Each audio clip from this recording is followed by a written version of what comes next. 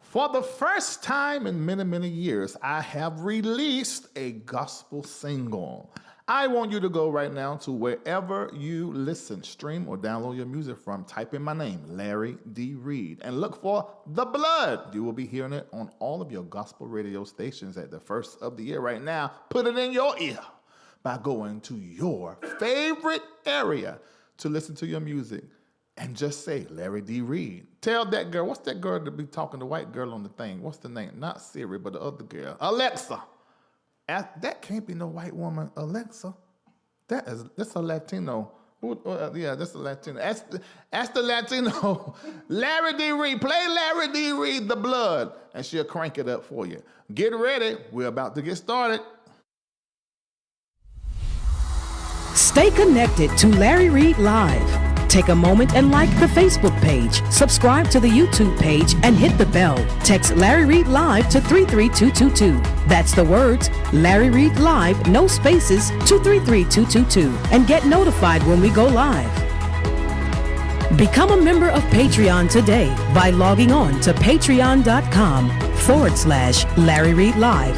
Download the Patreon app and turn on your notifications. Get connected today.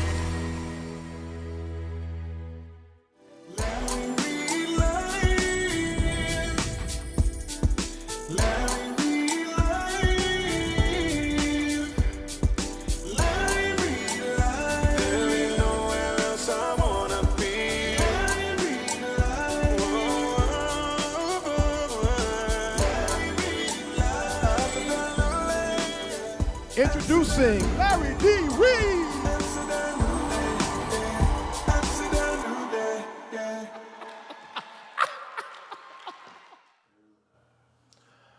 Welcome to Larry Reid Live. I'm your host, Larry D. Reid, and with me is... Alisha Lola Jones Skinner. Wait a minute.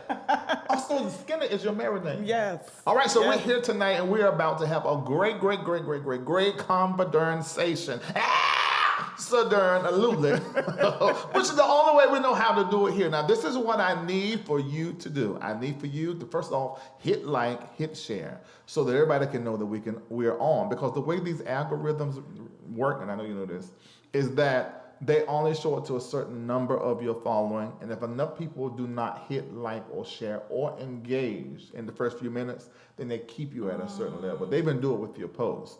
And sometimes if you have a good, strong streak of lots of engagement, then they throw you into another algorithm. You have to work yourself out of that again. So you shift gears. Yeah, every time. You know, so a lot of people don't know that about these social media streets, but us content creators be going through pure hell.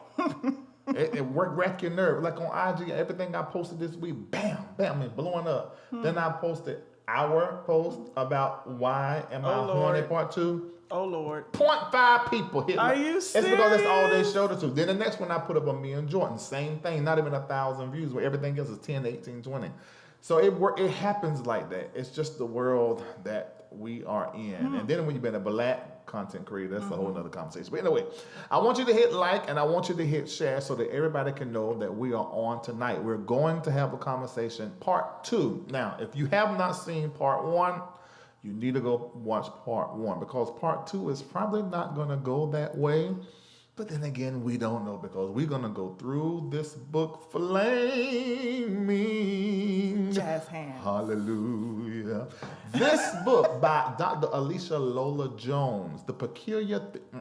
what's that word? Peculiar. The peculiar theopolitics of fire and desire in black male gospel performance. Okay, I'm so glad you said that, because you made that up. That's a real word. That is a real word. It's a real- But I did invent some words in there. Yes. Now, this book has gotten a lot of acclaim, and she's going to tell us about it. Recently, you just received a 3rd award because of this book, Flaming. Y'all, tonight's conversation, you might need to put the kids out the room. I'm not sure, because I got some stuff I'm going to flat out ask since she's here. Before she was remote. This time she's here. And her husband sitting over here. I'm going to ask any and everything, because I want to know what she thinks.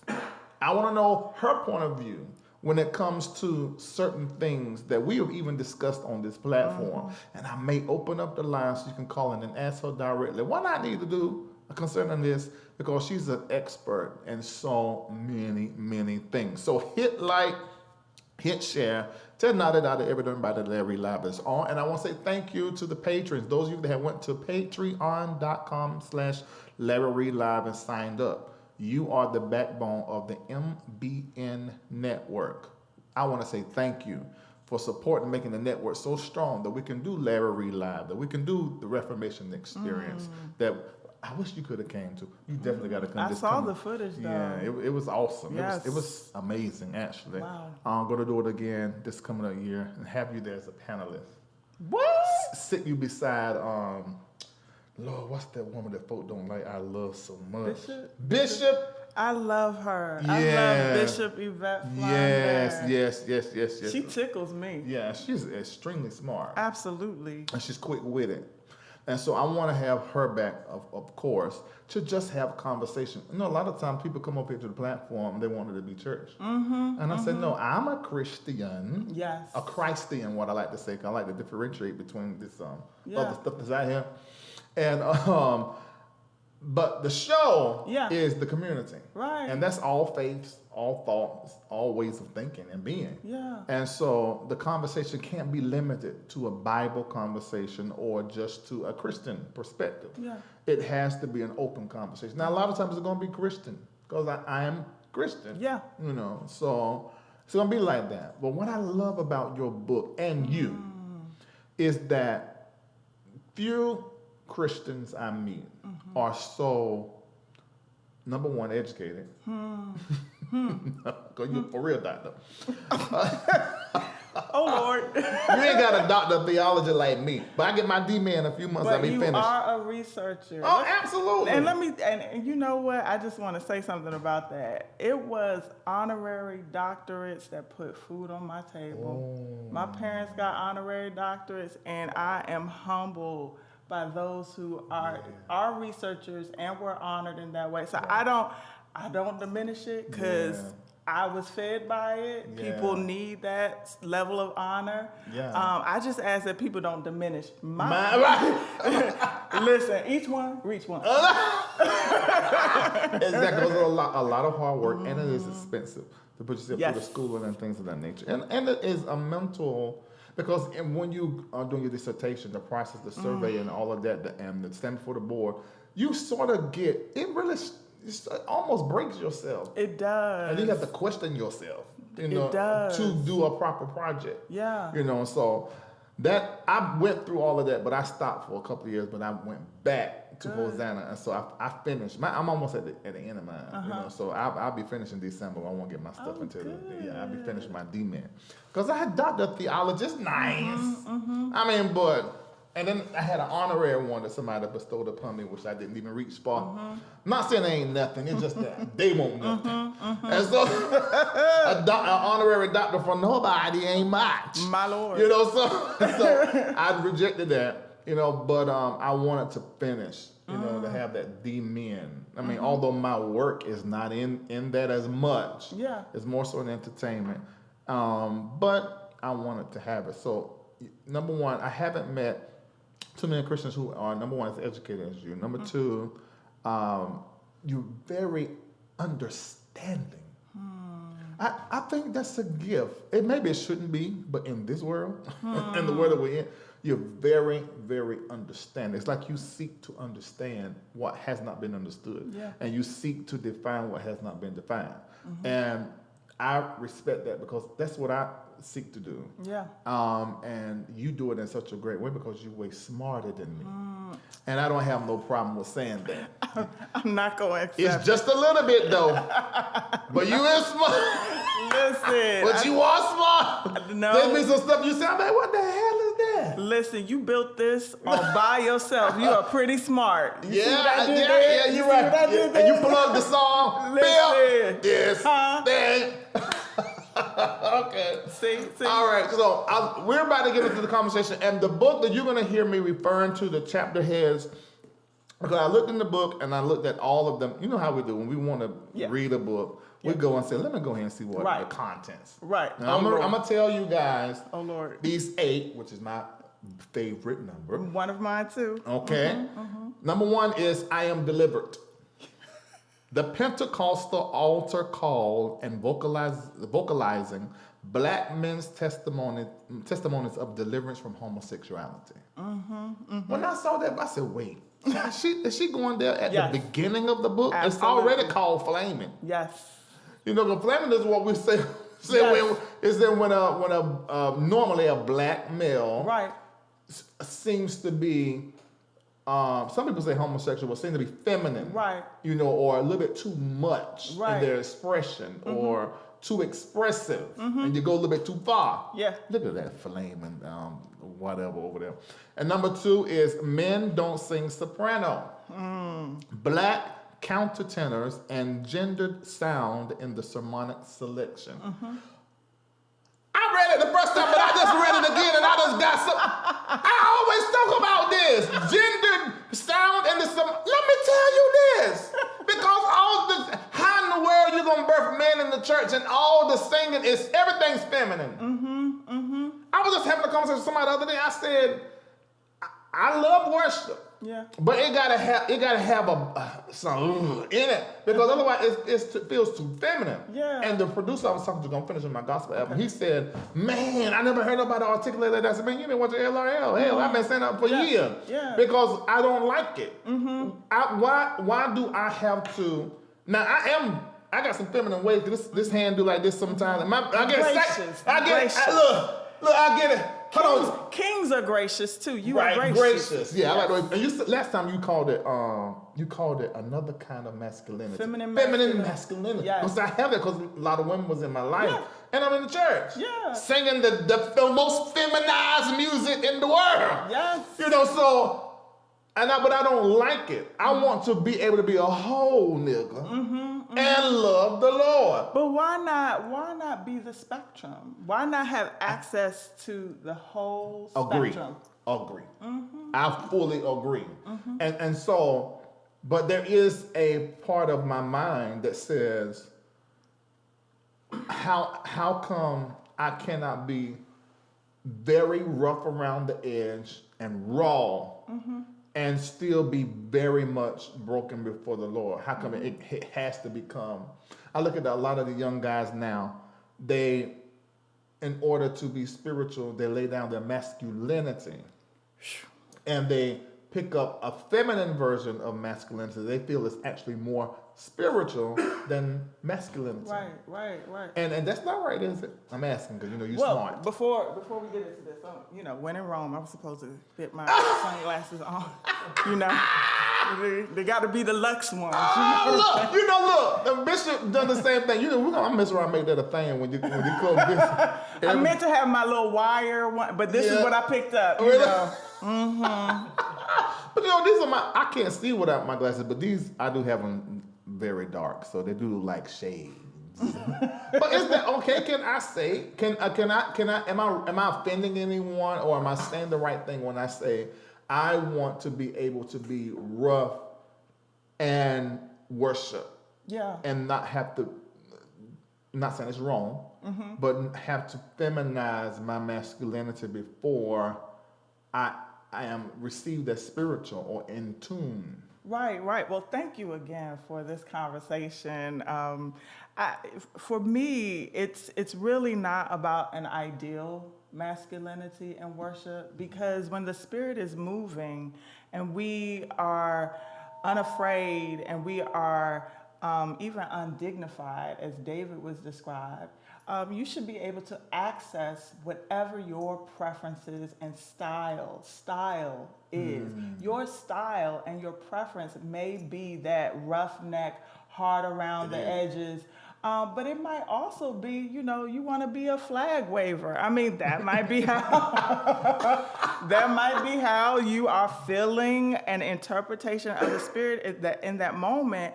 My thing is, if it's the flag waving or the roughneck, like, if that is the vehicle through which we get the word, we get the prophetic, we get the Spirit of God, why quench it?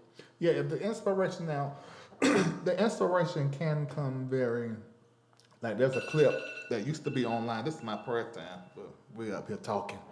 There used to be a clip, and I took it down. I'm gonna tell you why. And I'm just gonna be honest. We were in worship, and I can't remember what we were singing. And lo and behold, that thing hit me like I was in my personal prayer time. So I'm in the pulpit. I dropped to the ground in the pulpit and was laying in a fetal position, singing. My voice is, I'm gonna cry. I said, we can not keep it that. Why not? Took it down. But see, if I find it tonight, I'm gonna put it back up on that channel that don't nobody know where that stuff is at. Yeah. But I'm gonna put it back up because whatever the expression of the moment is, or what the download is, or what the upload is, because we upload our praise and upload our thought, and if it calls that kind of expression, I should just go with it. Right. I think one of the challenges that we face within our worship and in our private lives is that we've been taught so often not to lose control.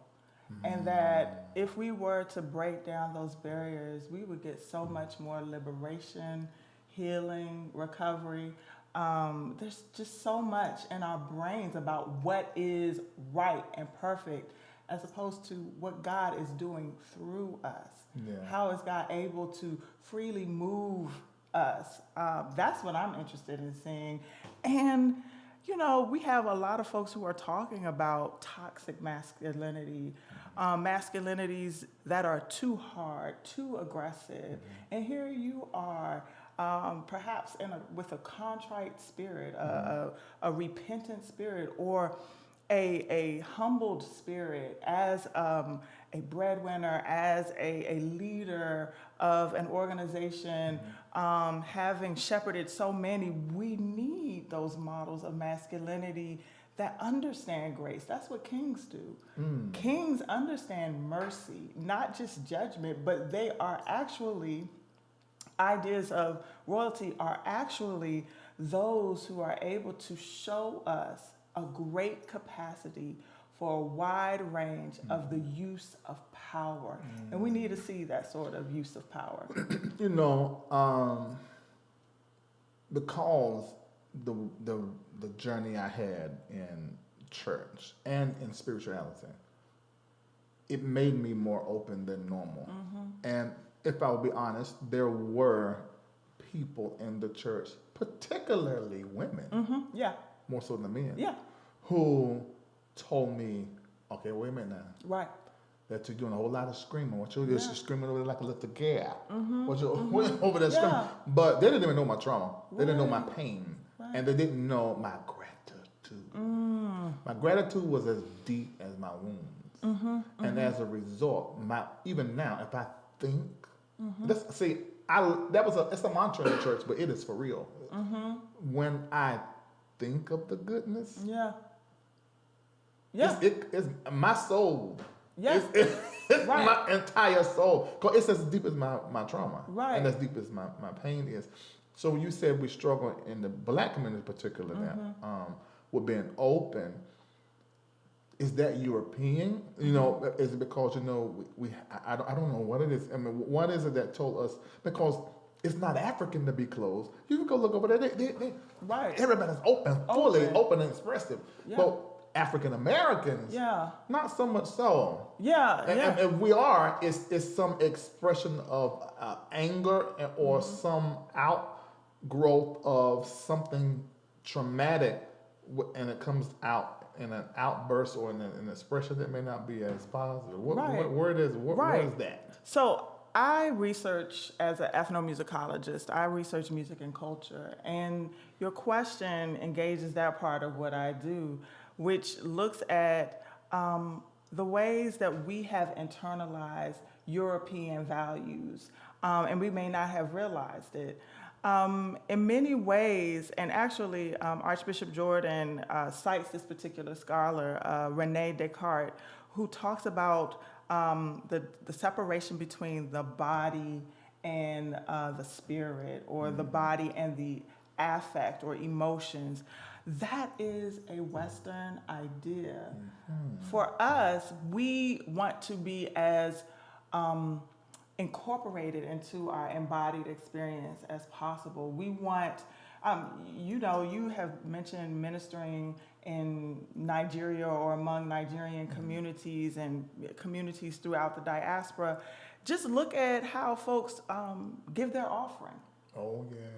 The way that they fully use their bodies, isolate parts of their bodies, their hips, We've got to get into that. Yeah, like they use their entire bodies because their understanding of giving is not just the material thing. Yeah. It is with their entire heart and being. And the Bible says the cheerful Yes. giver. Yes. Oh, Dr. Alisha, you just play with my mind. Yes. Good God Almighty. But there is something beautiful and scientifically proven that when we actually are cheerful, I know the folks love the whole heat mapping thing. Yeah. When we look neurologically at what's going on in the body through heat, because we understand energy through sound, light, heat. When we look at the heat on the body, when we are excited and fully engaged as beings, physicists would say this is the physical representation of the conditions for attracting things. Whoa. And when we are... So when we become the right vibratory frequency and fast, temperature. Yes. Fast, hot, and loud. So you just confirming stuff. I can't stand no quiet church. I can't. If you go back and look at my clip from the praise break and what's that, I said, look, we have to have full body participation. Yeah. Open up your entire throat. Yeah. From your belly and shout. But let me tell you what happens when you're not excited. Okay. When one is not excited and physicists look at that body through heat mapping, it unfortunately is dark, just like it's dark and blue, the blue-dark color range. And actually how they might describe it is that you are actually taken off the map. You no longer register when you are fearful, when you are doubting. That area of emotion registers as cold and it wipes you off of being registered. So you have to vibrate quickly and be filled with warmth. Yeah. Could that be the reason why the scripture says, I cannot have you cold? Yes, I gotta absolutely. have it hot. Absolutely. That is Not the law lukewarm, of... Yes. but hot. Yes. Yeah. Absolutely. God Almighty. Absolutely. That whole realm of inquiry actually was something that Calvin had introduced me to, and I was like, what are the sonic implications of all of this? Just like you said, the currency of the heat, the sound that comes forth and the light, it means also that what we would hear would be higher in pitch, which means a faster movement with regard to the sound that we would produce. That is very interesting because I noticed, because my ministry started out, of course, music, and when it went into deliverance, I did a lot in casting out demons, house cleansing, and intercessory prayer. And what I noticed is the higher notes, when they're made with the voice, especially when it comes to diabolical, the dark world, it literally pierces. And there are times to where the low sound can actually dig it up. Right. I'm saying it the way I see it. Yeah. But I don't know the proper Yeah. word. And then that high sound. I used to do this all the time in service. I would say, okay, I need the men right now to just roar. And the male voices, and it would make almost like a deep, just shake vibration in the spirit. And we stayed there for a while. But then when we switched, I said, okay, now ladies, open your mouth. And they will start swelling. Yeah. It's like, I think about it, I get chills. It literally will open the spirit. And we will change, literally, people's financial life. Yeah. If they had an addiction, when we stayed in those prayer sessions like that, we could break all kind. If you had addiction 20 years, we would use our voice, prayer, praise, along with the organ and musician. There are certain sounds. That's why I go certain places. I only take my nephew Santel that I was talking about because he understands that kind of flow, and it's very African. Yeah, and so what happens then when we have men, and you actually mentioned the second chapter, men don't sing soprano. Historically, men in the Western world and throughout the East, there are various traditions of men singing high. However, in our U.S. context, there's been so many jokes about, our men singing tenor and that being connected to, possible queerness. But you experienced G. Thomas Allen's gift as a countertenor and how he, as a trained singer, who would argue with the way that God has equipped him and people like Patrick Daly, Ken Austin? It's, I think, important for men to have a range. Big Slane, Donnie McClurkin, who's a baritone, but he sings them high notes. Yeah. And they are even in your book. Yeah. Now, wait a minute. Oh, no. Oh, we're going to have to get into this here. Let me finish telling you the content topics. Okay. And then we'll get back into the conversation. Number 3, pole dancing for Jesus, the Pentecostal religious pluralism and the bodily performance, which I love, of sexual ambiguity. And that word. Yeah. And liturgical dance. Look, I have this little speech problem. I used to have to go to class. People don't even believe it. That's how I come up making up words. Listen. Number 4, peculiar till I die war cries and undignified praise in gospel go-go music. Interesting. Number 5, Wired, decoding Toney's unapologetic queer body theology. What the hell are you talking about? What you mean? Yes. In that particular chapter, I do deal with the last full album that we know Toney did before he became B-Slade. Right. But a lot of folks, at least the guys that are doing the gospel music industry, would say for years that, he was gay. And I was just like, well, how do y'all know this? And in that chapter, I look at that last album, Unspoken, as a pivotal album where he had been telling us who he was for quite some time. It's just that many of us did not have the language of Black and Latino ballroom culture or same-gender loving culture in order to hear what he was talking about. And so actually, in that chapter is the song Wired, where if we listen to it closely, some gay and homosexual men would say that song on his gospel album is about condomless sex. Whoa. Yes. And so, but the language that he uses is so vivid and symbolic that you might not hear it and understand that it could be heard in other ways by other identities. But that's what artists do. That's interesting. Number 6, 7, 8. Ritualizing the unspoken, memory, separation, and rhetorical art of silence. Number 7, church realness, the performance of discretionary devices and hetero presentation in the house of God. Now we got to come back to that. Number 8, preaching to the choir and being played, an altar call. Now, title of the show, I got to dance with it a little bit and then get back to the book. Why am I so horny? In part 1, we literally unlock and explain. A lot of people are like, oh my God, I never knew this. Now this makes sense, especially the artists and singers. Yeah. What happens in the body, how worship can literally turn the body on. Yeah. The preacher can turn himself on and really needs to. And the singer can turn themselves on and really need to. If they don't, they're not really ministering to us in a way where we can feel what we feel. Very interesting. But then we got into a conversation. I tried to pull you into a conversation about masturbation. Yeah. Now. Why are we whispering? Your husband is giggling. Because let me tell you why I want to go into this conversation, because there are people who don't have anyone to talk to as relates to what they are feeling. Right. They're very saved. Right. But they really horny. Yeah. So first of all, is horniness sin?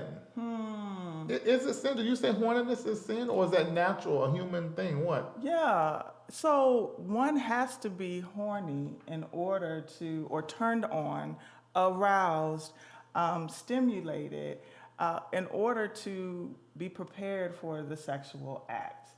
And so I don't know that some of the folks that commented on the video actually were thinking about what horniness is. It was like a confusion about lust, desire, and all of it. Like, it seemed like all of it was something that some of the folks seemed to think was wrong. But, you know, to be horny, to be turned on is something that is involuntary. Like, it is something that occurs when you are attracted or you are stimulated. Okay, hold on. I never thought of it like that. There's a word you used in there that's messing with me. Okay.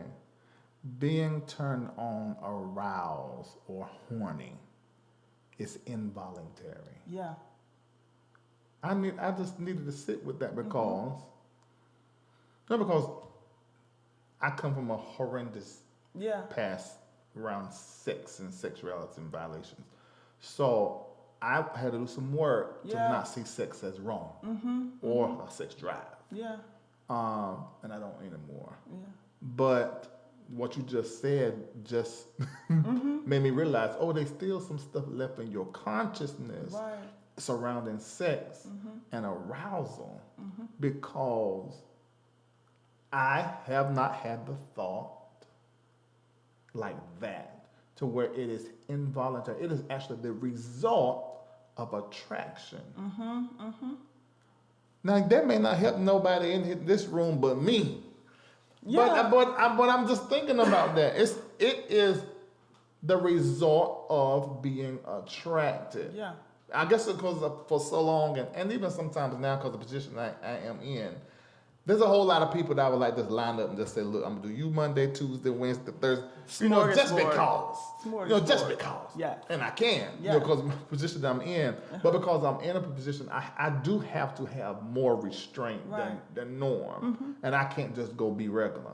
So, and I'm not saying that I will want to do certain things anyway, because that's not true. Right. But what I'm realizing in this moment with this doctor up here is that I'm still on some level psychologically making sexual desire not pure when it is. And I think I've done it because I have to keep it up on the lock. Well, our theology suggests that any desire, any arousal must be put under submission, which I get, and I know that it is a well-meaning aspiration, but we need to have real conversations around how this resistance toward involuntary behavior through our theology, our theology that resists how we have been wired, how we have been created, to immediately respond to that which we delight in, that which we are drawn to and attracted to, and learn how to engage that. Sometimes we are attracted to people for a life work. There are people that I've been attracted to that I know this is my brother. I know I can call on them, but this is not the person I want to build my empire. It's not the person I want to fuck. No. I'm going to say this. That's a good example to just confirm what you're saying. I interpret dreams. So I remember when I was trying to language some things spiritual. This is many years ago. And I used to have people who always have dreams about having sex with people that you're not supposed to be having sex with. And I came to an understanding. This is something I can say to anybody across the board almost. A lot of times when you're having dreams about having sex with somebody, it's actually another connection that is there between you and that person. It also can be some admiration that you have towards that person. Some mysticism. Right. There's some spirit connect. There's some psychological connect. Life work connection. Yeah. That's very true, because I said this. I know this is probably not nice to say, but it is. Come folk try to, because me and Bishop, since you have on your shades, because you with me. Yes, yes. You know, Bishop put on his shades. Excuse me, I almost said something I got no business saying. In this comment section about, this up between y'all that's not right, or y'all connection. I said, look, if I was going to fuck a man, it would be my mentor. And I was like, let me explain. Yeah. Because there is already disconnect. Yeah. It is very stupid strange how there's no way nobody could have planned that. Yeah. Even his wife and my former wife were like, this is strange. Y'all sure y'all not from the same family? Yeah. And we're like, no, and it's already a connection there. That is attraction. Yeah. It may not be sexual attraction. Right. So let's hover over this, because you mentioned Archbishop. Yeah. There's a tool, a list that I gave him and Pastor Deborah that I often give my students when I'm teaching about music and gender and sexuality, where their attraction, deep attraction, doesn't always have to be erotic. There can be homoerotic attraction. I used to teach that. Yeah. And then there can be homosexual attraction, homoromantic, homosocial, all of that before you get to the erotic or the homosex. Expanding from the erotic. Oh my God! I have taught on that for years. Because I noticed in my church because I had a lot of married couples. This is in Fayetteville, and a lot of the men, and I didn't know it. It's like they had sex with their wives, but they slept with their friends. Right. And what I mean by that is it's the homosocial aspect. They play games, them PlayStations, they go shoot ball, the barbershop, they go hunting together, and there is a thing that is there. But then when it comes to sex, they just have sex with their wife. But they not doing that. She's like, well, why ain't you at the house? You just using me for my body. No, baby, I really love you. You know. But then there's also these other needs that they need from the same sex. Intimacy, bonding. There are ways that people do get close and can conflate their attraction, their bonding, their shared values, their shared challenges with sexual orientation. And a lot of times, unfortunately, because African Americans, who are the remnant of colonialism, because many of us have been tampered with, have experienced incest, molestation, there is this level of guilt that comes with having had these experiences and thinking that because there was an involuntary response during those experiences, that is also associated with who we want to spend our lives with. It's not. And unfortunately, with people like Adani McClurkin, who describe themselves as delivered, because there has been arousal, involuntary, voluntary, due to sexual orientation, they have been written off for future relationships with the other sex or another sex because they have had a past, a queer history. Or they've written themselves off because they don't have anybody like you to explain. Because this is very key. I deal with this. Because when I tell my molestation, I'm calling it that. That's the only word I can find. But it was a part of that was a violation. Right. Put your face in the grass. Put your face in my crotch. When your balls is nasty and sweaty and your butt ain't washed. And I'm a child. And I can remember that horrendous taste. There's the violation part that was like demeaning. But then there's the part because one of those guys with my cousins didn't do it like that. This was like a relationship. Right. So I had to sit with myself to say, okay. Yeah. This is up in age.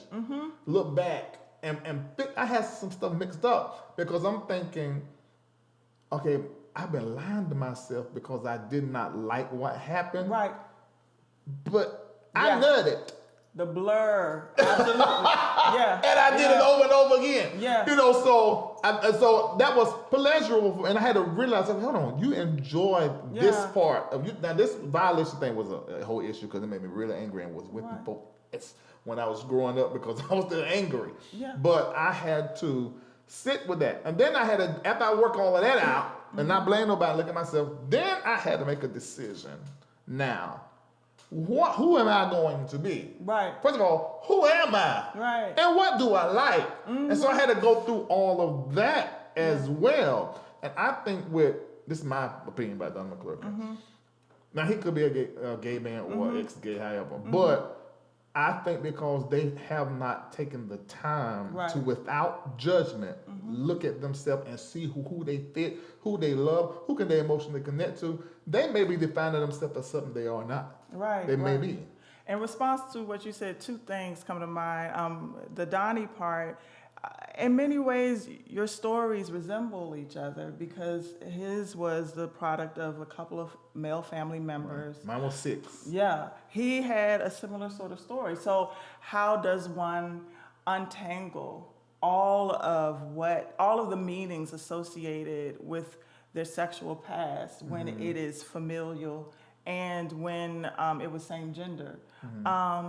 And, you know, to tap into some of the approaches from other cultures, folks who are of European ancestry, they dibble and dabble, and it's not understood to be a sexual orientation. Well, so we don't do that in the black community. And because I say this and people don't like it, I said, well, I am 100% sure I'm not a gay man. Yeah. I said, because I've had same gender loving sex. Yeah. You ain't, how you know? Right. You know, Then there's that. Yeah, I used to say that, you know, and people get mad when I say it because I have been free enough within myself to discover me. Right. I know. Right. I'm 100% clear on what I am and what I am not. And I know, and I'm going to say this, I'm sure you know about it, when it comes to some of the practice in certain religions, especially Catholicism. Yeah. You know, this whole altar boy thing is... Dear Jesus. I mean, you know, there are some thoughts and practices where it was almost like a rite of passage for the young man to play with himself and with the older man. Yeah. You know, but if this young boy, this sticks with him and this is not a thing of discovering, this is what he wants to do.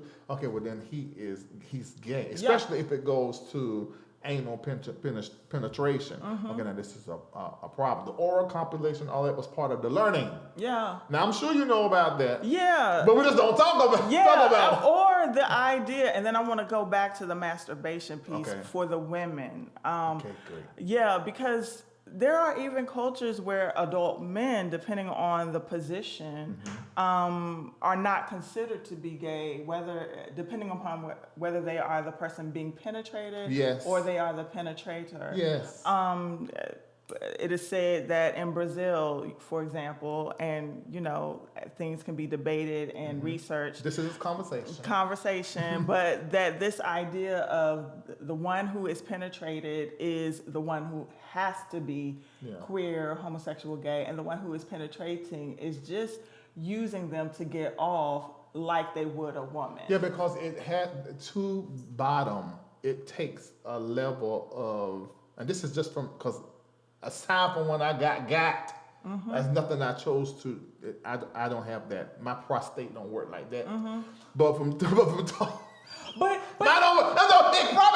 like that. But I ain't about to find out. But let's even sit with that because anatomically, a lot of the saints, women, for example, and this is why I'm going over the territory with regard to our wiring, women have no idea often, not all women, but there are a lot of us, especially with conservative theologies, who have no idea of the nerve endings that are, and the intensity, like how many of the nerve endings. I studied that. Yeah, a lot of women have no idea because we're not wired in the same way. There are women who are pleasured, but in terms of the intensity, it's not the same. It's not the same. I had because in my church I had everything, so I had to read, which may come across in what I do sometimes. I had to read books. I went to the library and was sat up in there. What's a library? My students don't know. I would go get my card and check in because I had to understand what, and that goes back to what I was about to say. Bottoming, in order to bottom and it be pleasurable, you have to have a few different things. One of two. You have to have an emotional connection or an ability to emotionally connect to the sex act in a way that is very much like how a woman connects, or your body is not going to allow you to do it. So opening up. Right. It's not going to talk. It's not going to dilate. It's not going, because a man can get the prostate, like when we ejaculate from the front. Some of that liquid comes from that area in our prostate. So there can actually be an ejaculation that comes from that. They're like a woman, how she can sometimes, I hate to say squirt, but I mean how she can do that. Yeah. Some women, and so, but that is very, very true, and I can understand why they say, because I think that in order for you to be able to be a gay man, you have to be able to emotionally connect with a nigga, which is something I'm just not able to do. Barely can do with a woman, because I'm so head, and my body feel way later on. So I would happen to agree with that just from what I know. There was a guy that was in my church years ago, and this is maybe a little graphic, but it got to the point in my pastoring where I understood telling these people, you can't have sex, don't do this. This is not working, because it's like the more you try to tell them not to do it, it becomes the thing that everybody want to go do. Fixation. So I had to talk to the women, I had to talk to the men, and there was some that were straight, some that were gay. So it was just became, okay, management. Yeah. So I said, okay, now, why don't you just jack off? That's what I was, and he was saying, no, Apostle Reid, you don't understand, you know. And that's just in passing. And eventually we got to sit down and have a conversation. He said, and he explained, I cannot masturbate and get off. Yeah. I'm like, well, what's wrong with yours, man? I can do that with mine. He said, part of the feelings from the penetration. So he began to explain how he would put condoms on cucumbers. Like he couldn't, when he was working through his deliverance, he couldn't go in the fruit section in the grocery store. Now, see, people don't know. Now, I'm talking 20 years ago. Yeah. We in 2021 now. I can only imagine. In fact, it was over 20 years ago, maybe. But, and to penetrate himself, so he had to have, that's the way that he could release. In fact, like how if I would ejaculate, what happens, you know, in my mind with the endorphins and serotonin and dopamine, that didn't happen when he had to have it hit the other way. Yeah. And I was like, darn. And there was a whole other world. And so I began to understand, and that pastoring experience, that's how I began to understand women. There has to be another conversation. Yeah. Because my preaching is good. Yeah. But it wasn't clicking. Well, similarly, what you're sharing here, and these are all responses. I've been looking at the sorts of responses that occur when we have conservative theology, largely because of the conversations that a lot of my sister girls and I have had with regard to not opening up for women. It's called vaginismus. Okay. And that can be associated with conservative theologies where folks are not receptive. And that's why sometimes women don't have orgasm. Like women, I've talked to women, they have never had an orgasm. A lot of women, a lot of folks have experienced sexual violation.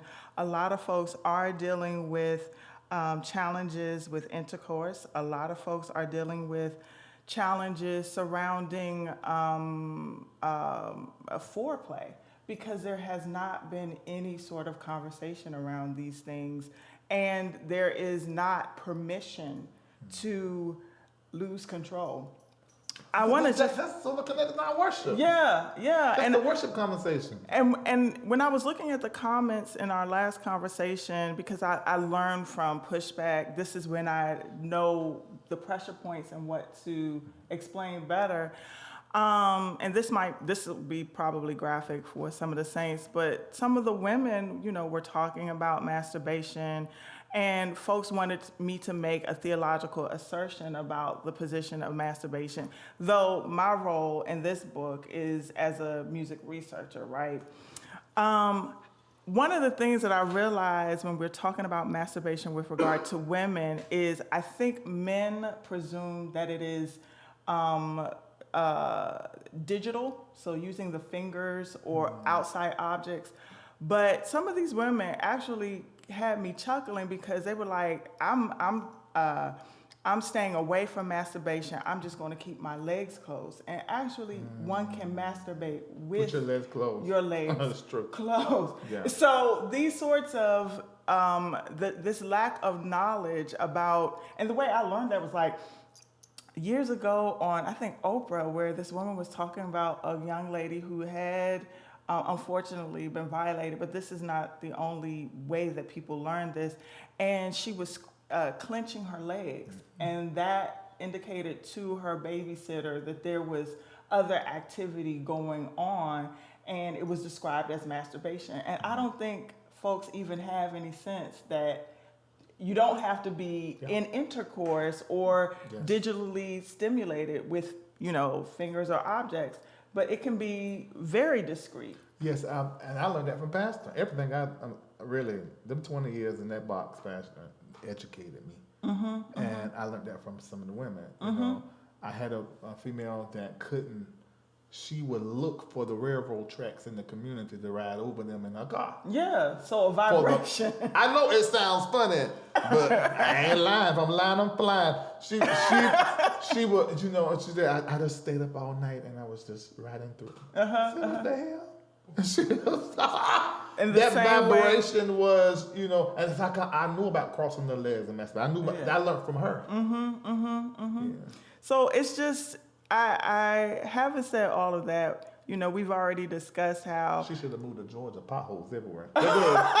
and in Chicago, Lord. But having said all of that, I appreciate the saints, that there was a nice contingent of the saints who really wanted to know about how all of this related to self-discipline.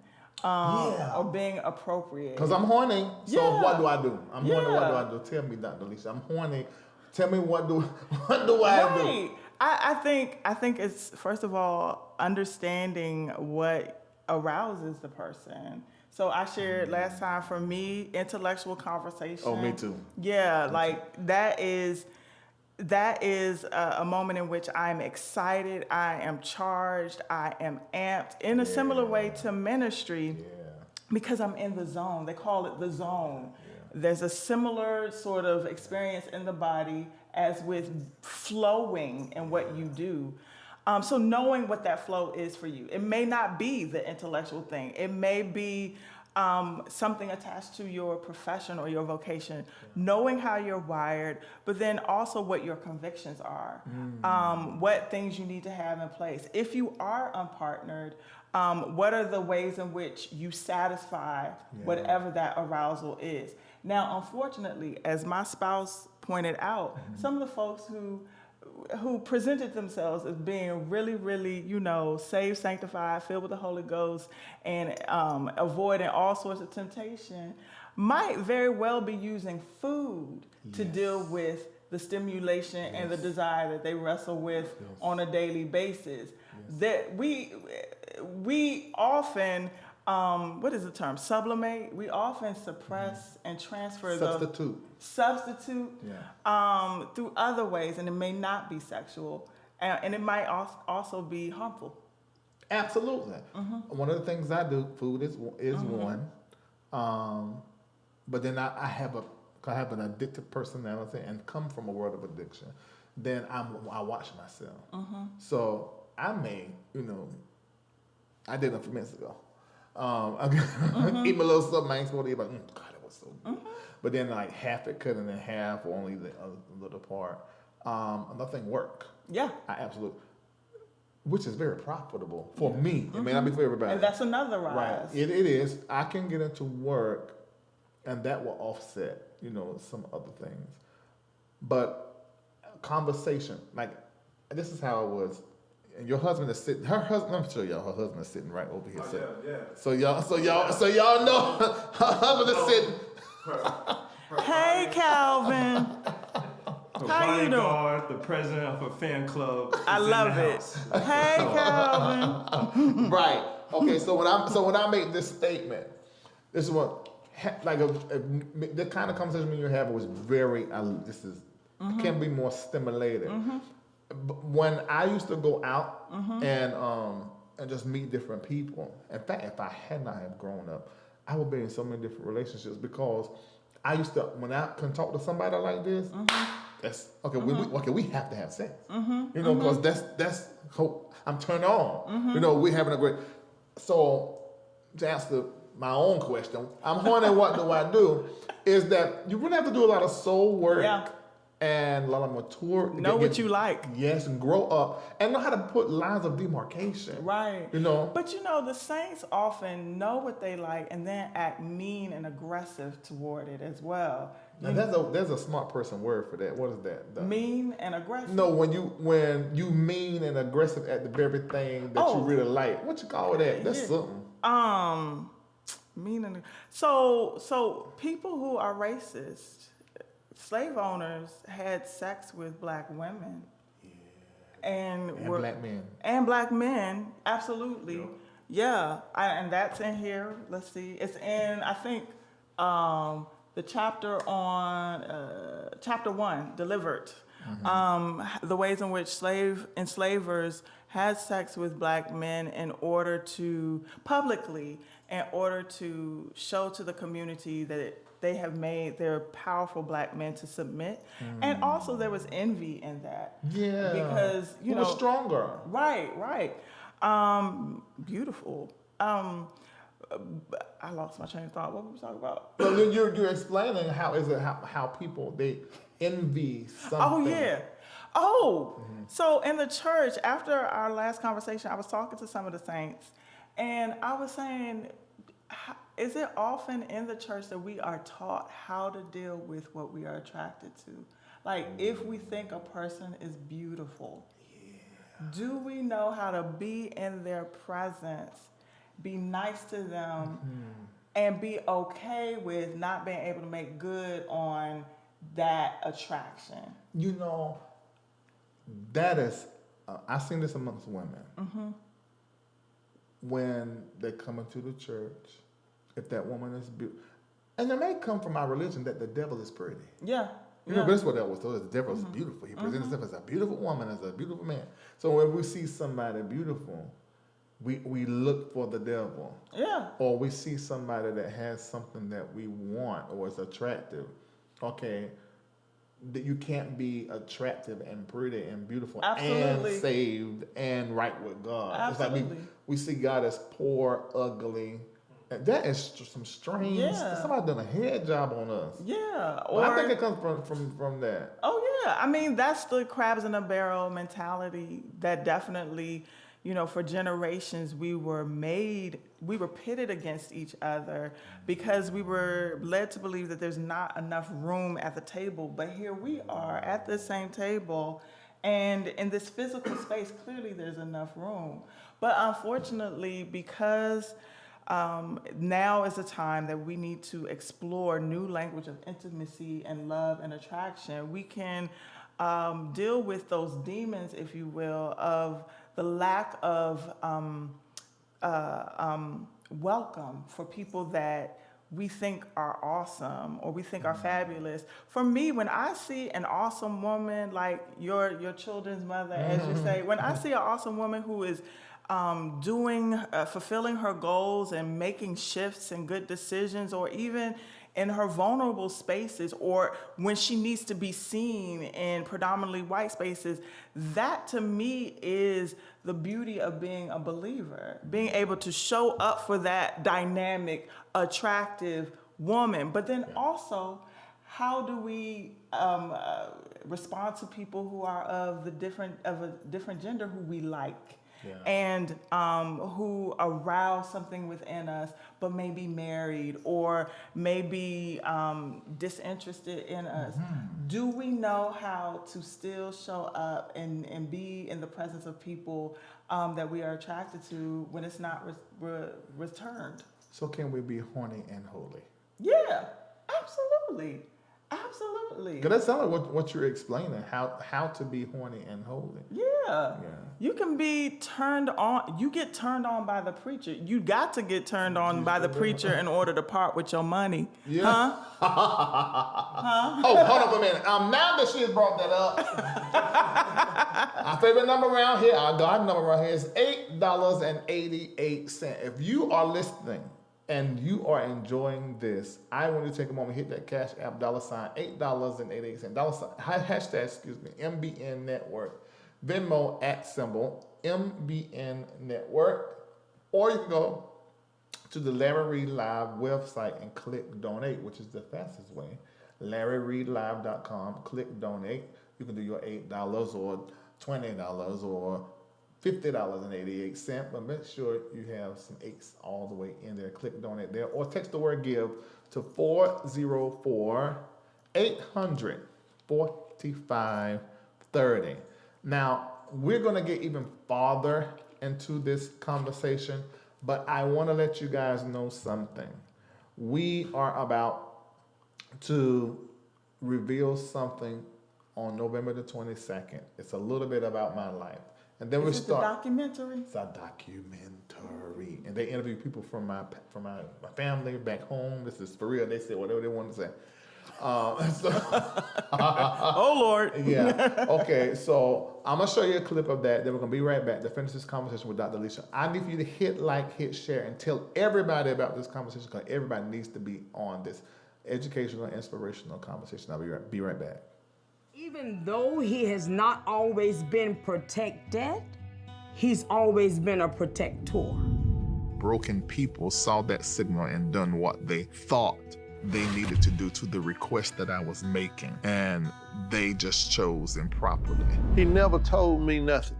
I knew nothing about it. I feel like everyone in my family, in some form or way, has been fondled or molested or raped in some form or fashion. I couldn't understand how God was in me because I was that.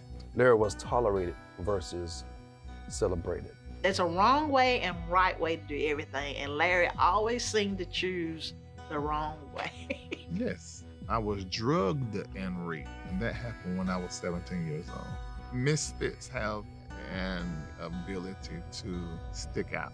But if the misfit accept that they absolutely cannot fit in, then they become someone with an X factor.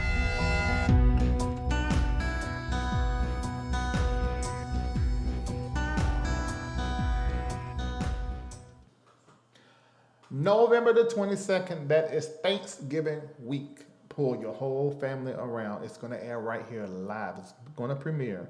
That's Thanksgiving week, so you're going to watch it all week long, over and over, over and over. Everybody to commit to watching it over and over. November the 22nd, once it airs, just send it out to everybody and let them watch this great documentary. I promise you that I was very honest. I mean, I always am, but very honest and transparent. And I shared and shared and shared. But it ain't so much me. It was really, I'm telling you, even this trailer was a little bit triggering and a little bit insightful, because I saw my oldest sister, she said, there's a right way to do things and there's a wrong way. And Larry always chose the wrong way. I started saying, which? What you mean by that? You know? Was it the wrong way? It was the wrong y'all way. This one was. But see, I'm seeing all of this for the first time. I only know what, the questions they asked me, and I saw my father say, I didn't know. And he said that to me over and over. I know my father, and I know he feels responsible, and he shouldn't. Not at least I don't hold him responsible. Maybe he hold himself accountable, because they did drop us off while they were running the road to church. But I saw that, and then to just really see Shamaka, who's my best friend, I see him every day. And he said Larry was tolerated and won't celebrate. I'm like, darn. He been on me for years. I'm like, and it made me think. I said, this ain't been but a minute and some seconds of this thing, and it's already doing this to me. Wow. So I don't even know. I'm gonna go live after there and just say whatever I got to say. But that's powerful. It's very interesting. But it was in my mind to do a couple years ago, and then instead we did Reading Things My Way, season 1 for patrons. So they got 12 episodes of that. You can watch it.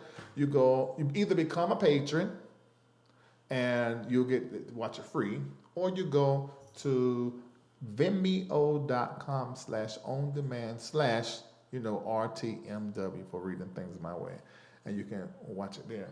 I do appreciate that you are transparent about your journey. And I know that you talked about it with regard to PR and getting your story out there first, and having control over your narrative. And I just wish more of us in the bodies of the Christ would actually You do ain't that. for real. Listen, I'm trying to tell you. The bodies of the Christ.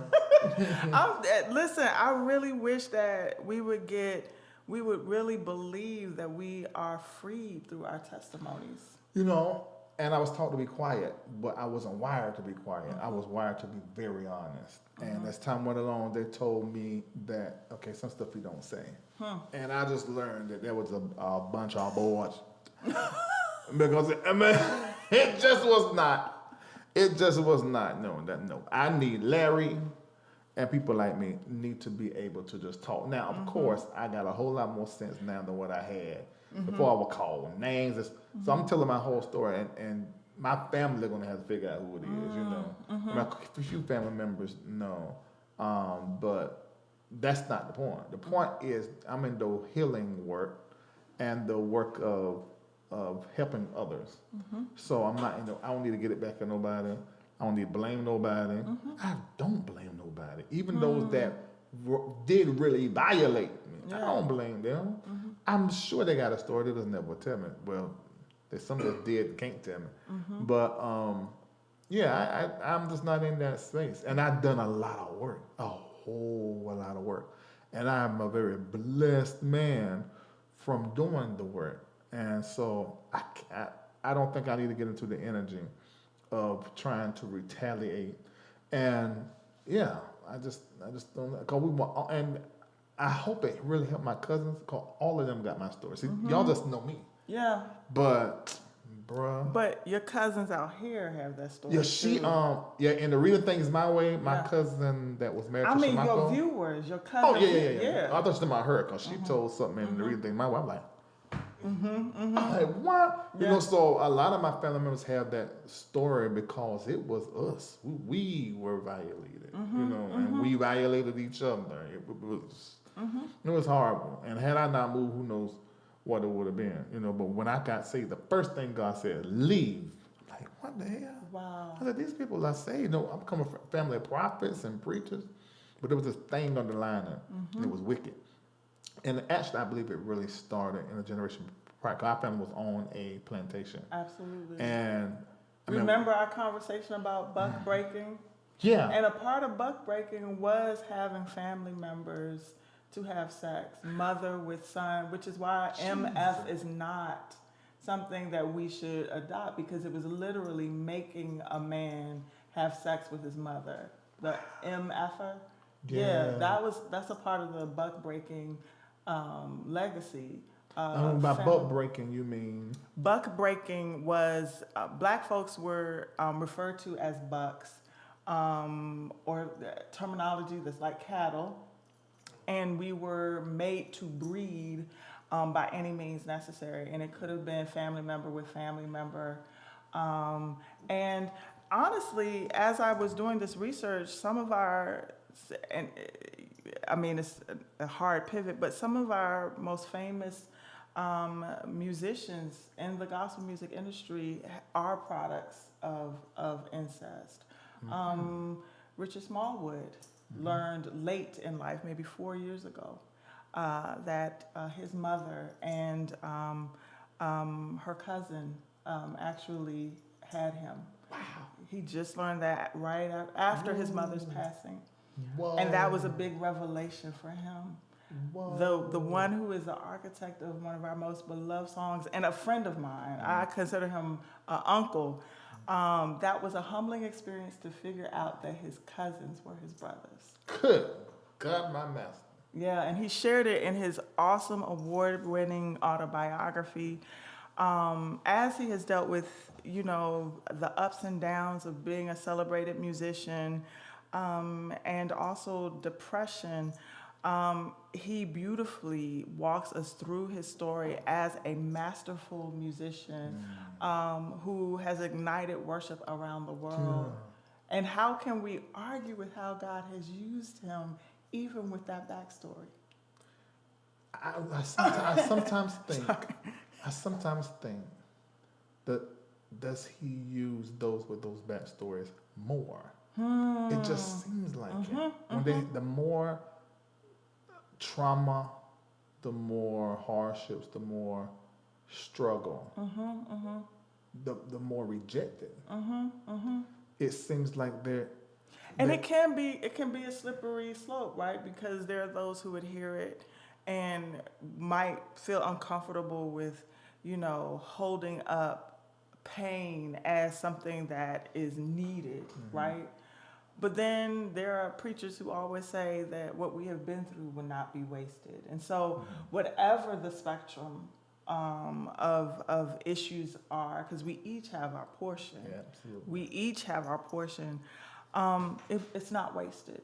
It's not wasted at all. So is the flame really the result Yeah. of being a misfit and God giving you an it factor to assist you? That peculiar thing.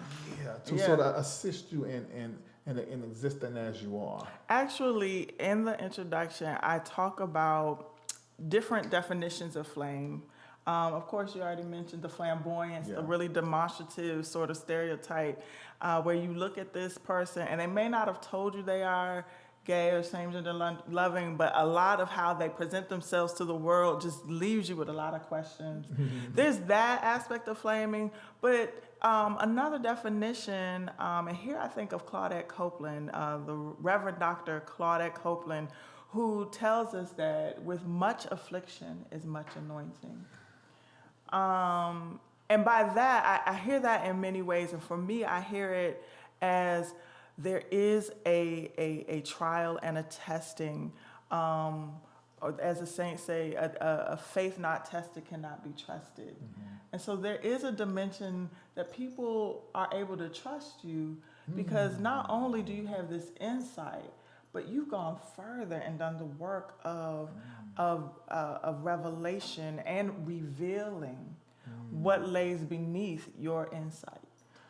Well, Alisha, and I have to agree. It is. That's the flame that I am. I'm flaming then. I'm dipping. I'm flaming as well. I carry the Holy Spirit. That's another flame. Yeah, that's the third one. Okay, because there's a YouTuber called Conscious TV, and he was talking about the trailer when he saw it, and I went and saw a piece of it, and when I came on the chat, and I said, "Oh, I don't know what you said about it," because he'll say anything, and he said, "I can't believe." That you took what happened in your past. Excuse me, Lord, I was a bit bored, but I was there. And I got real relaxed. I know what this is, that sin I ate before I came down here. It put me to sleep. What was it? What was it? Say, was it horrible? Oh, man. Is there something for me? Is it something you for can't eat that? No, okay. I don't need that. Okay. I just got one combo for myself. I said, I'm going to do this right now. Combo. It was. I can't even tell you. It's just a shame. Okay. I'm so ashamed. I mean, you over here confessing. All right, I'm telling you.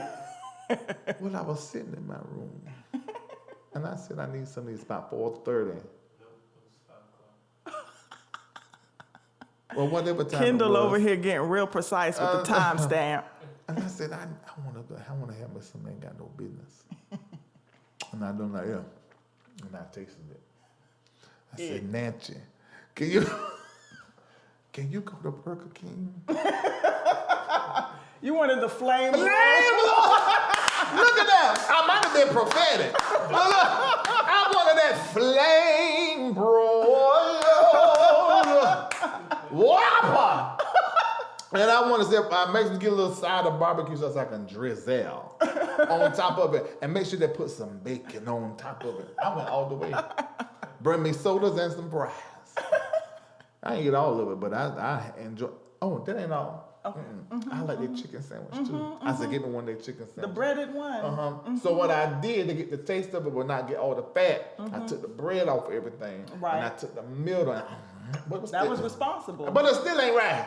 But I ate that thing, and it was that fast we went on. Since I came up that fast, I've been wanting everything. The new right move. now, I'm sitting right here. I want sugar cookies. Oh, I get it. Sugar cookies. Sugar cookies. I want some sugar cookies. I like a good chocolate chip cookie. Look, if you ever been to Toll House, y'all got Toll House where y'all at? Where are you from? I'm from D.C. Oh, you got Toll House. Or either you got Mrs. Field. Yes. Yes. You get them little small, they call double trouble. You get them little with a chocolate chip cookie. Double trouble. I tell you what, I use food sometimes instead of other kind of situations. And you make sure they got a lot of that white ice and stuff. Oh my God, they got a place. When I go to my house in Charlotte, I go right there to South Park. They got a Toll House, and I get me one. In fact, they're at the house. Because I get it. I believe you can do it, but you just do it in moderation. I love a good chocolate chip. We do a chocolate chip study. We got a little a combination. Look, yeah. I have two of the cookies I like. The sugar cookie with the middle and the double trouble with chocolate chip. They're in the freezer in Charlotte right now. See, In giving fact, us ideas. I just might go there, fly there Friday just for the chocolate chip. Come on. They eat cold. When they're cold like that, it's like ice cream. You started salivating. He was like, chop, chip, chop. When they're cold, you can put it in the freezer and they're cold like that. And you cut them and you bite them and it's almost like ice cream. It's amazing. Okay. So. Now, you said something about chapter 1. I just want to make sure you had something about chapter 1. No, I got some pages for it. Okay. These folded pages. Okay. Because it was very interesting to me. Now, there's a lady who is on IG. She was a lesbian. Okay. You may have to correct me with some stuff I'm going to say because I ain't right. Okay. Her name is Jackie. What's that girl name? She is on, I'm going to find her name because we want. The minister? Preacher? She's a minister. Yeah, Jackie Perry. That's it. Her name is Jackie. He know everything. I know he's smart. He's real smart. Listen, come on here. Okay. All right. I love it. That's all you had too, ain't it? Yes, it is. That's the Shout out to Janelle. Thank you, Janelle. I said it's moving. I said that's real. Yes. This is not even processed. This is thermal. Flat iron. Yes. That's all right. Okay, now it says. Oh, before I read this, I'm talking about her.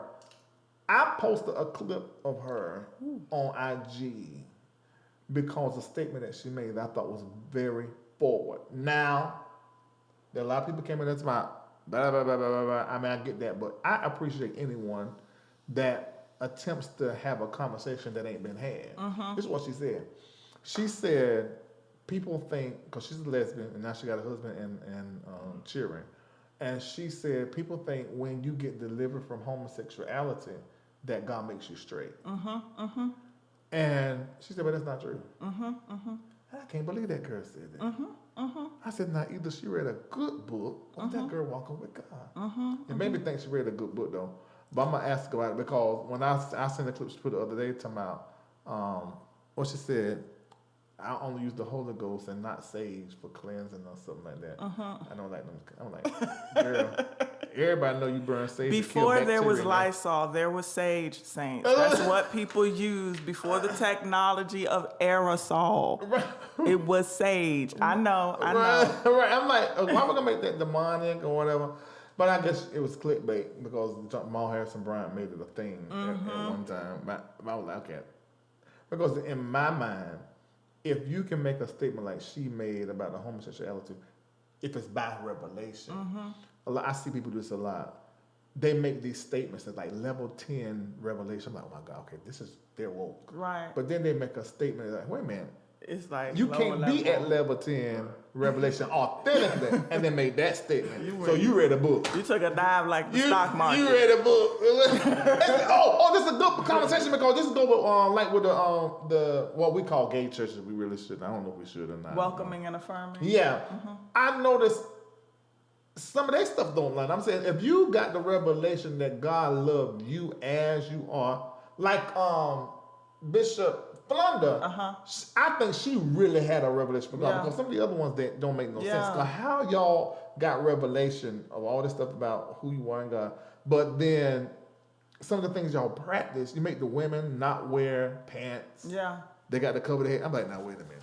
I do know someone who's looking closely at that issue in particular, Dr. Brandon Crowley, who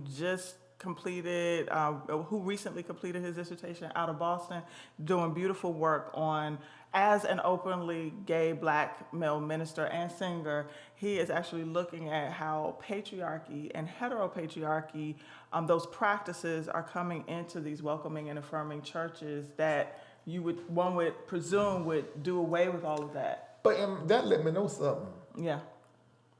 I don't think you've had a real revelation about who you are. You just cherry-picked the Bible and said, since I like ping, I'ma love my ping, and God loves me, and that's it. Yeah. And you started a church and an organization. You ain't really had no revelation. Yeah, You know? but let me tell you, in the same way you had that insight, and many women would say a lot of black men in the pulpit are like that with racism. I agree. But don't check their misogyny.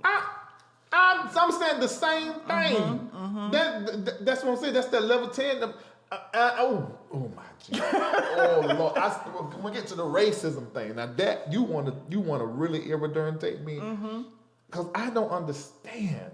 I see a lot of our black ministers, even people who are like Jackie, who say great things, but then they have their soul is so white, or they're so Euro-Christian that they don't see they're being duped in the system. And they serving a white, blue-eyed Jesus. Yeah. And they don't have the revelation. Right. That is so amazing. I'm saying, you know what? Okay, so y'all really don't have the Holy Ghost. Yeah. Because see, this is what my Holy Ghost did to me. I opened up my Bible. 15 years old when I got saved. And I started seeing something right. A few things. One of the things I said, no, we're talking about, now this is Larry now. I'm like, okay, now this baptism thing, we ain't quite got right. And I went to my parents and said, I want to be baptized like they were baptized here in Acts. No, I had never heard it. Word for word. I was raised and I never heard that. So I said, now, everywhere I look, they said in Jesus' name, but I remember y'all say the Father, Son, Holy Ghost. Oh, that's the same. But they said, oh, that's just the same, boy, ain't no difference. And everything in me was like, well, just in case you ain't right, I would like it done the way that I see it all over the Bible. The first thing, the women preacher thing. I always had questions concerning that. That was another thing I had to grow. It took time. Had to grow into understanding that. Then once I knew I was baptized in Jesus' name, they were saying, if you ain't baptized in Jesus' name, you're going to hell. I worked through that. I said, no, that ain't correct. You know. So I went through the stages of coming to where I am right now. So when they come through talking, women can't preach, you know, women gotta wear skirts, can't wear no earrings, no makeup. But we rest on our laurels all the time in ministry. Like we have this thing that we become popular for, and then we sit there. Many of us are guilty of it. You know what I mean? I think there has to be a humility and a submission to lifelong learning and sharpening. That's how I am. I'm a student for the rest of my life. Absolutely, absolutely. A change can come over you, to use the Hawkins phrase, but it has to be a daily change.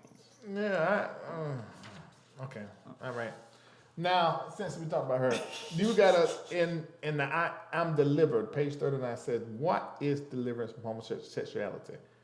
You talk about HIV, AIDS. When I tell you this book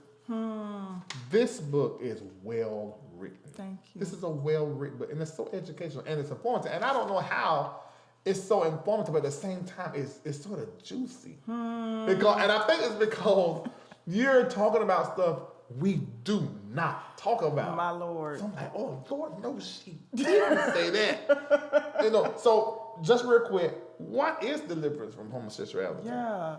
So I look at Pentecostal worship and gospel music, and deliverance can be many things. It can be deliverance from alcoholism, deliverance from gambling. But for some reason, when there's this combination of gospel music and this idea of deliverance, it usually is shorthand for deliverance from same-gender desire and sexual activity.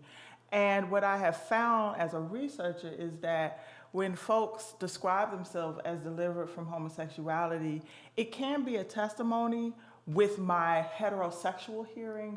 My perspective as a cisgender, that means a person who identifies with the gender that they were identified at birth, assigned at birth.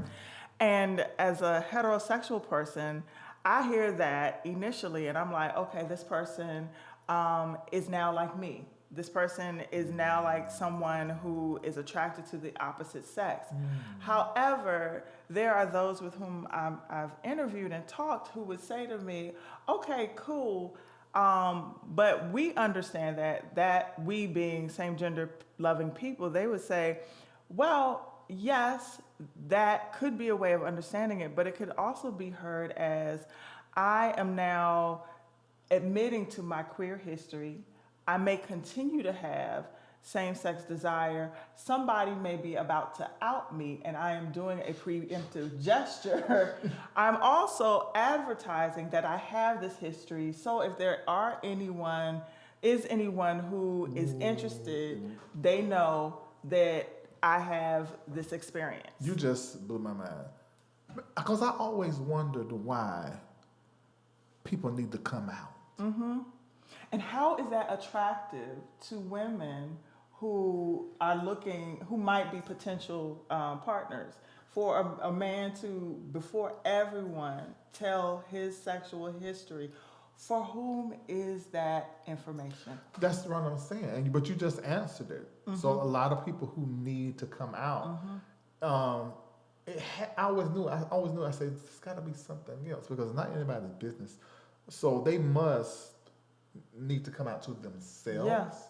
Or they want everybody to know they like boys. Or so men. Or the men. Or because we don't want it. Right. We don't want it to be pedophilia. They like men, so they can let everybody else know that they're a prostate. And even Bishop Pearson mentioned that, and some of the men that I've interviewed would say that it was after that moment of divulging their deliverance that they were propositioned. Yeah. Even by women. Yeah. Because some of y'all is like They're that. like, oh, I can turn you. I knew someone in seminary that would just go to this man and tell him she could turn him.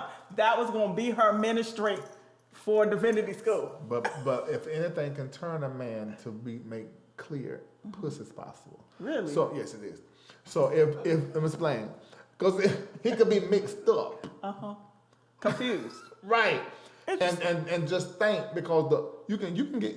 Now, there are plenty of people who can get conditioned to the type of sex they have. Right? Oh, that's called, saints, situational sexuality. That was one of Calvin's favorite terms to talk to me about, situational sexuality, which is sexual behavior that is based upon the situation you are in. So incarceration is a site for situational sexuality. Or it can be a tie that you have with someone of the same sex, but you're not about to go out here messing with nobody else of the same sex. Right. It's just y'all thing. That particular person. Right, that's what I'm saying. So I know about that. So but you sort of answered that question for me because I always wondered, I was like, well, what is that about? And I do sometimes look at people, male or female, who come out and say, I'm gay. I'm like, okay, now what we supposed to do? And I want to say explicitly that saying one is delivered from homosexuality is not the same as saying someone has had a same-gender encounter or sexual relationship, because one is a statement about their orientation. The other is a statement about a sexual activity that does not necessarily mean that this is how they entered into that interaction and left that interaction. So let me ask you this. So if I'm a female, I'm out here in these streets, and I want to have sex. I have my lines drawn. I'm taking it out the book. You just make me do this. I got my lines drawn, and I want to date. Am I setting myself up for failure? Because I'm really walking around here horny as hell. And I want Put an extra H in there. That's right. Has. Yes, because it's hot. Has. And horny has hell. You know, and when you advise that female not to date, I mean, because she needs to date to get to know people. But when you advise her not to date because is she setting herself up? I think, you know, I don't know that if that's her personal conviction. I mean, there's so much focus on dating and not enough focus on preparation. There's so much we need to be learning. Okay. There's just so much we don't know about how intimacy. Let's start at affection, intimacy, love languages. Like, there's so many things we could. Sensuality. These saints are so conditioned by the church hug, but they don't know how to touch in affectionate, appropriate ways, or even ways with their partner, married or whatever. They have no language. And I don't want to paint us as pathological. I am saying that there's more that we could be doing as opposed to just trying to figure out who's zooming who, as Aretha Franklin said. Like, we could learn things like how to massage or how to cook or how to curate various experiences. All of those things It will make us closer. It will make us Yeah. closer. Touching and massaging and things. Those are techniques and things that I've used in order to connect. Yeah. So I do know that. But I did not know what I was doing, but it's just true. And for the various seasons of our life, like, there are some of us, you know, or some of us who will be blessed with long marriages that will go through various seasons of sexual ability or distance. Many of us are mobile and global. We will need to have a wide range of tools for connecting with one another. I used to say, before I met Calvin and we were in a long distance relationship, I used to say that it takes creativity to be in a long distance relationship. And many of us, the saints, don't. Do you know, as we tell our story of our courtship, half of the folks will say, well, I ain't willing to go the distance. And I'm like, and that's why we are 52 and unmarried, because we're not willing to. Let me ask you a question. I'm asking y'all business. Oh, Lord Jesus. So when y'all was dating long distance, because I can't do it, but maybe I just ain't had the right person. Y'all FaceTime? Yeah. Did y'all FaceTime naked? Not FaceTime naked, nah. So how does y'all? We had a wide range of ways of staying in touch. But okay, did y'all do phone sex? So this is the. Okay, let me unmute to make sure they can hear you. All right, go ahead. All right. So the advantage that we had was that there was a frequency of connecting where, you know, it was long distance, but, you know, it's like a 3-4 hour drive, you know.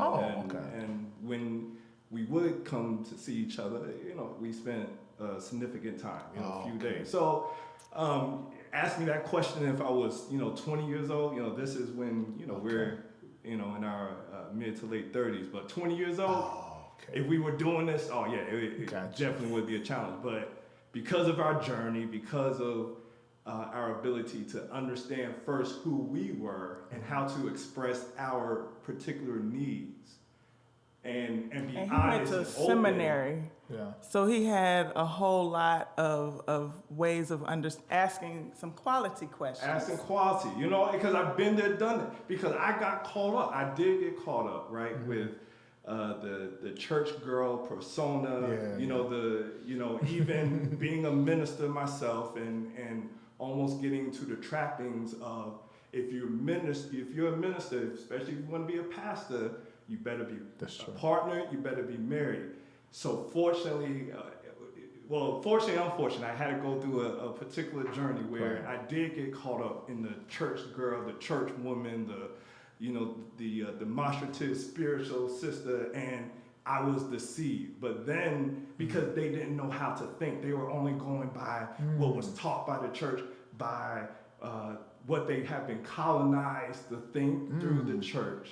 But this sister here, Oh, Lord. this woman, the Dr. Alisha Lola Jones Skinner, really is a woman of my dreams because to recognize, I didn't trust it at first. I didn't think, you know, if you again asked me when I was 20s, could there be a woman who understood how to think, how to be critical even with how we were brought up. We both share that we were pastor kids, growing up in a church, that there was this way of thinking that we thought in terms of how a relationship should look like, how we should engage each other, how we should view sex, how we should view how others should think about us.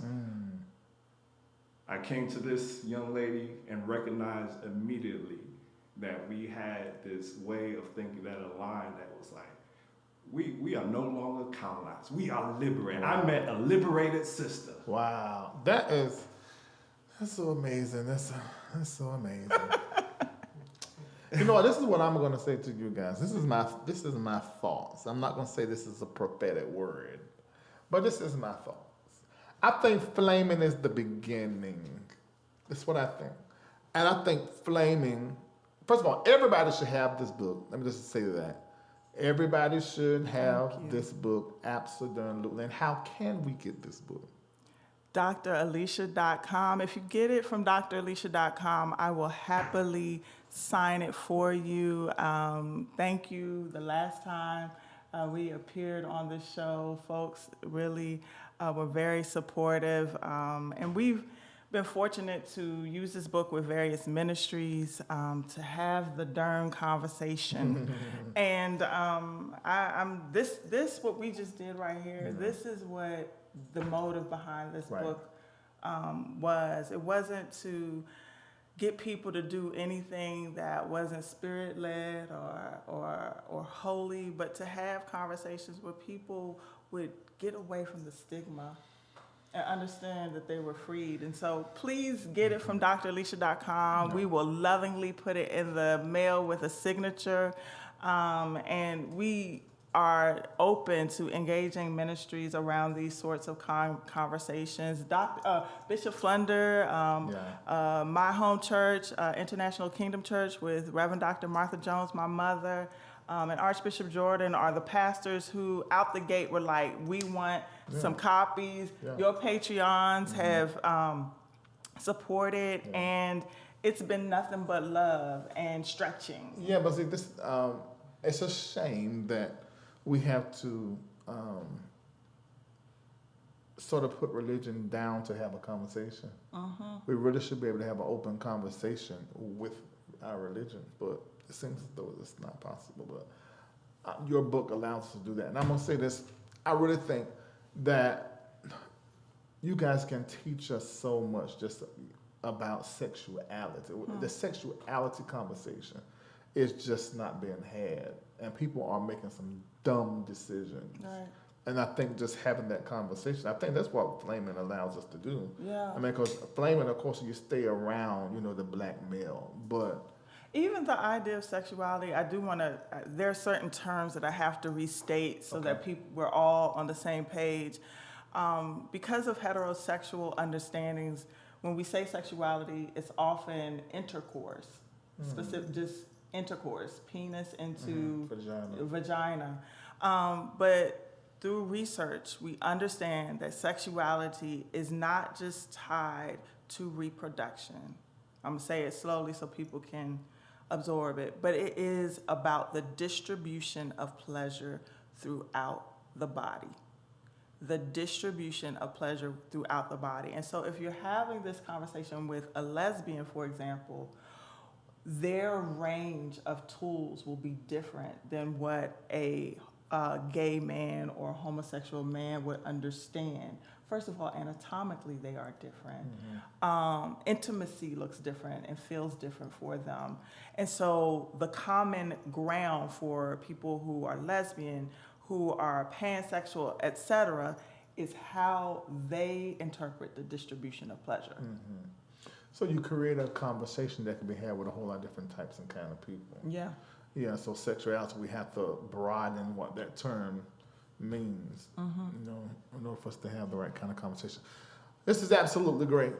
This was great, and I'm glad this was last minute planned, just Thank you for having 24 me. hours ago. Thank you for having me. Just 24 hours us. ago, we planned this because we knew the conversation was not finished, and it's still not. I think the conversation about relating to each other as it relates around sexuality, just how to relate to each other. I don't know if I don't mind learning, but I wish everybody sort of take that position where they can pretty much learn. And I think you're a good middle person for both sides to converse. I can show you some folks who will take you to that deep end that I know you want to, know a little bit about. But one other thing, if I could just share, as Calvin was sharing, and you asked earlier just about the various types of sexualities, or the ways that people connect with one another.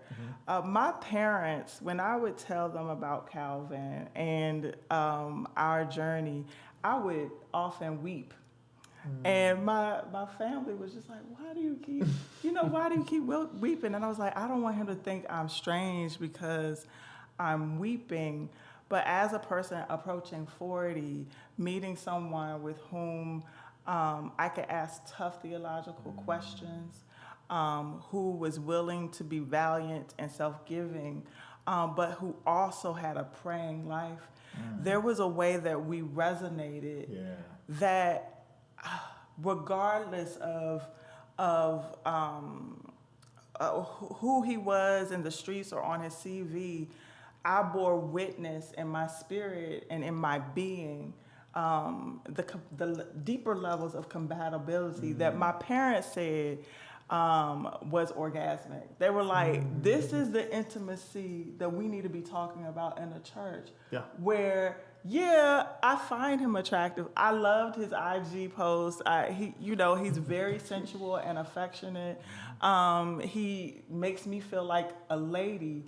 And when he prays and I hear him speak of God and I see his life, his sacrifice as an activist, it does something more to me than just, he's fine. Right. I mean, because we have seen the fine. The fine does not weather the storm. It is not enduring. It does. It's outward. That's what I was saying earlier. I really think this is the beginning, and that we really need y'all to take us farther into this relating sexually and that type of thing, and develop a program or something like that. Cause let's do it. You guys are really good, really, really good. Because you both of you together create a different kind of vibration than just even you by yourself.